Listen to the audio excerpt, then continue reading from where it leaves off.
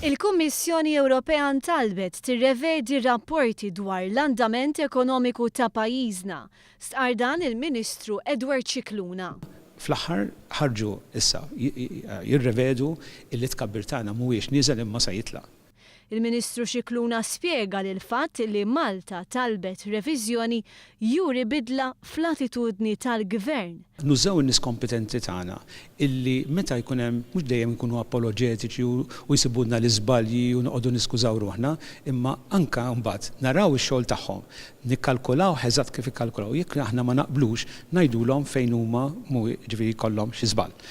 Intant il-Ministru fisser kif kważi lest ix-xogħol biex entitajiet li għandhom x'jaqsmu ma' dħul jingħaqdu.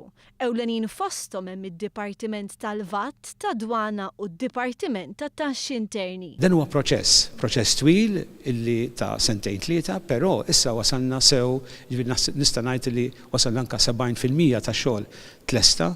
Il-Ministru spjega li mill-2010 sa lejliet l-elezzjoni li għaddiet l-ekonomija Maltija rat tnaqqis sinifikanti.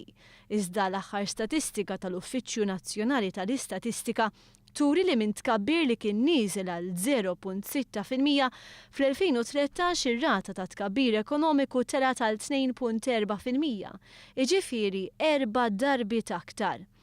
Tkellem dwar l-impjiegi li żdiedu b'5,000 fuq bażi full-time u 1,500 fuq bażi part-time. 3,500 impjieg li żdiedu kienu fis-settur privat. Il-Ministru fakkar li din is-sena u s-sena d-dieħla l-pajjiż se jkun qed jara r-riżultati tar-riformi illi ġew proposti fil-baġit li għadda.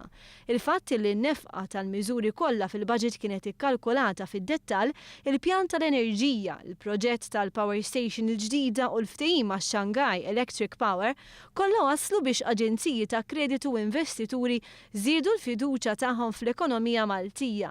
Il-Ministru esprima wkoll is-sodisfazzjon għal fatt li f'sena waħda biss il-Gvern niżżel id-deficit għal 3% u b'hekk ġie konformi ma' regoli Ewropej.